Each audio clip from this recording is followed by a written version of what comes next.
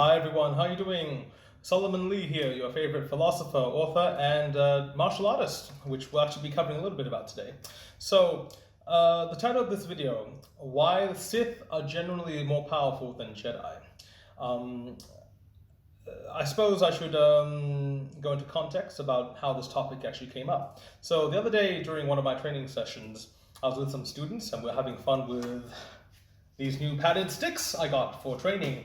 They're great actually. They're not exactly, the strongest weapon out there, but the good news is I'm not going to get sued probably as a result of someone, hurting themselves. They're padded, but they've got a pretty good core, great for like eskrima or anis, as some people would call it. And they're also great because I can now use them to massage my back like this. Oh, yeah. Yeah, that's good, that's good. Good for those hard to reach spots, basically. But during the class, we're actually having a bit of fun, and because you notice that these kind of look like lightsabers,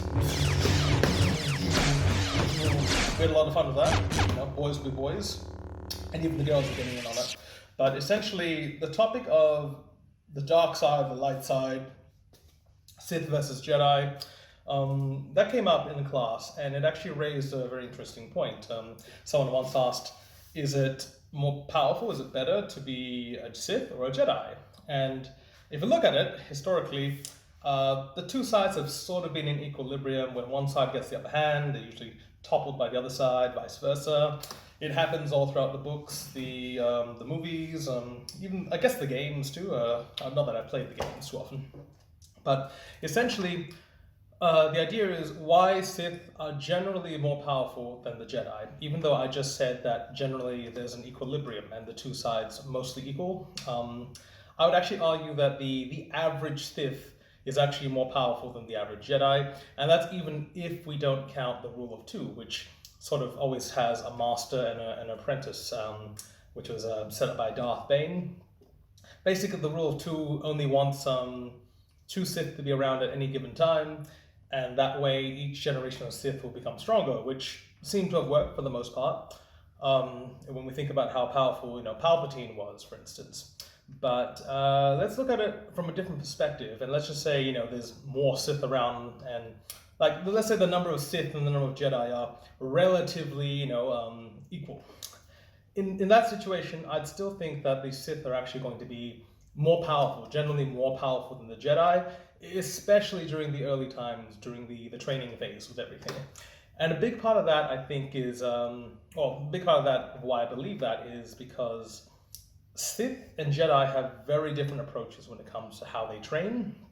And as a martial artist, especially as a martial arts teacher, I also have to think about the different ways that my students respond to training, or the different approaches or tactics I'd use to bring out more of their potential. And generally speaking, Jedi learn in a quite an orthodox, a very established sort of curriculum. And the point of the Jedi is sort of almost like you would get in traditional martial arts. You go to a place, you learn the curriculum, you learn the tenets, you sort of follow the codes and the systems and ethics in place that have been established by the founder or by the current branch head or whatever. Sith tend to be a lot more hands-on, kind of like, literally master apprentice training. And while they do receive, I believe, quality education as well, the biggest issue or the biggest difference between how a Sith and how a Jedi is trained is their approach to something which is universal to all living beings, and that is trauma. So let's think about that for a moment. Trauma normally has a very negative connotation. We talk about overcoming trauma, overcoming our struggles, or having to deal with all the trauma that we're born into. But let's look at it from a more philosophical, objective perspective, and we think that trauma is actually not a bad thing, not inherently bad. I know it arises usually from bad things, but it's like saying stress is a bad thing. These trauma, stress, these are merely stimuli. They're catalysts for a person to grow, adapt, to evolve, you could say, not just on a metaphysical level, but quite literally, it's the factors which push for improvement. And I do think that in many ways, the Jedi and the Sith, they differ greatly in their training just because of this one central facet, which is how they deal with trauma. Now, ideally, which is, according to the Jedi code. Ideally, there's this whole good is better than evil, peace is better than war, all the platitudes that we have, and that's not wrong. That's not wrong. In fact, most of the time, I think that the Sith could probably learn a thing or two about not being so gung ho or chaotic about how they go about the plans. But the ideal life of a Jedi would be, kind of like low risk. It'd be more emphasizing on the ability for the Jedi to sort of go out and police everything, and at the end of the day, there's no real issue or trauma being inflicted upon your everyday Jedi, because the universe is stable, the universe is at peace. Most of the time you're dealing with altercation here and there. It's not like everyone is a mass murderer. Most of the time you're dealing with spice racketeers or something. I don't know. It's just like you deal with the everyday sort of stuff. And I guess a real world example is police officers. They don't always go and do drug busts. They most of the time they're doing community service patrols, or they're helping senior citizens, or rescuing lost children, lost cats, that type of stuff. It's the type of stuff that doesn't exactly impact greatly upon traumatic events, like your list of traumatic life events. But here's the thing: the Sith, their approach to trauma is quite different. Unlike the Jedi, who tried to, I guess, meditate and rationalize, and I suppose in many ways they try to heal their trauma through meditation, therapy. At the same time that they're doing that, they don't really acknowledge their trauma. The fact is, they spend so much time trying to repress the trauma, or trying to label it or separate it as a bad thing, that they neglect to remember that trauma that happens to you is a part of you. And that's something which the Sith, I think, actually handle a lot more maturely than the Jedi do, because the Sith embrace their trauma. The Sith actually, they aim to become their trauma, so to speak. And that's why, in many cases, the idea that a Jedi, the average Jedi, is weaker than the average Sith seems to, hold consistent, hold true.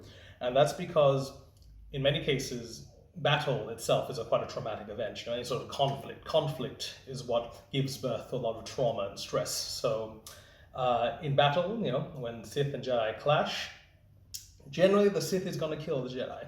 Exemplify that, it's like ha ha ha, bzz, gone. Okay. That's something that I wanted to talk about in greater detail, because the idea that all of us have trauma is something that's not ideal. It's I guess you could say almost traumatic to talk about the trauma in this way. But if you're going to ignore it, if you're going to ignore reality, which is what trauma is reality, then you're not going to have a good time. Anyone who's ever lived a delusional lifespan, or they've done things in a delusional manner which outright rejects the facts, generally are going to have a bad time, or they're not going to be successful when it comes to how they live life.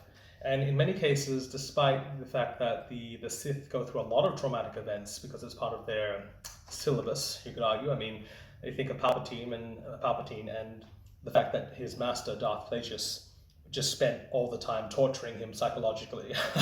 It makes you wonder how. It makes you wonder whether or not he wasn't a psychopath to begin with, and it was just the training that turned him that way. But we'll talk about nature versus nurture in another video, maybe. But in the meantime, Jedi. Let's look at Jedi and Sith and how they tend to tackle the issue of trauma. And the average Jedi tends to over-rationalize, or they'll try to repress, or they'll try to, neurolinguistically, I guess, redefine how that trauma occurred, and whether or not they want to accept that as part of them. But the Sith are generally, something bad happened to me, I don't like it, I'm going to use that to become stronger, to evolve, and to become more powerful in the process. And that's why, in many respects, I believe that the Sith are just superior to Jedi, at least at that level. The average Sith is more powerful than Jedi at that level. And there's a lesson that we can apply to all of us, because as a martial artist, especially a couple of years ago, I'm a Kung Fu practitioner. My club does everything. We do Kung Fu, MMA, like grappling. It's open styles. Trying to list the styles it's not even worth it anymore. I just say it's an open style society. But a while back, we had this huge divide between traditionalists, particularly Kung Fu, versus MMA. And for some reason, all the Kung Fu masters were beaten very easily by MMA practitioners who weren't even particularly elite, you know. I'm not trying to name names because it happens quite frequently. Every time I go to an MMA place, like I'm visiting, I'm like, hey, I do Kung Fu. And I get, you know, people roll their eyes. They go, oh, you do Kung Fu, or you find the nicer one. They're trying to be respectful. And then when we spar, they realize that I'm not your typical Kung Fu guy. And after, you know, I'm for lack of a better word, thrashing, throwing them around, or I'm just sort of, you know, knocking them out straight away. They tend to take me a bit more seriously, which is great. But the fact is, remember, Kung Fu isn't superior to MMA. It's all about the practitioner. It's all about how you train. And particularly, it's about how you handle trauma. So using that example of MMA versus Kung Fu, most of those Kung Fu masters, you know, versus the MMA practitioners, those masters probably haven't fought in nearly anywhere like close to the amount of times that MMA fighters do. Because for them, their training involves sparring, heavy sparring with gear, with full contact, pressure training. You don't really get that so much in most forms of modern Kung Fu. I understand that people are trying to preserve a classical type of culture, but if you're doing martial arts, you need to be able to know how to fight. I'm saying that right now, you know. I'm all for the cultural and spiritual aspects, because that's a huge defining aspect of my own martial arts. But at the same time, if you can't fight, you're not really a martial artist. So that's just my opinion, you know.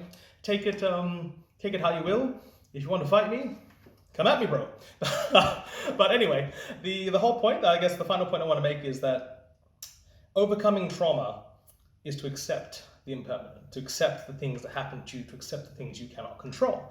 And while a Sith's approach to control everything is ultimately futile, the fact that the Jedi don't even reach that stage where their concept of impermanence is basically stagnation, that's a serious psychological disadvantage, especially when it comes to fighting against the Sith. I was about to say their fellow Force brethren, but I guess fighting against, you know, other Force users like the Sith. So with that, I just want to say, like, ultimately, there is no light side, there is no dark side. There's only the Force, and those who understand that are able to become one with the Force and use it to its fullest potential.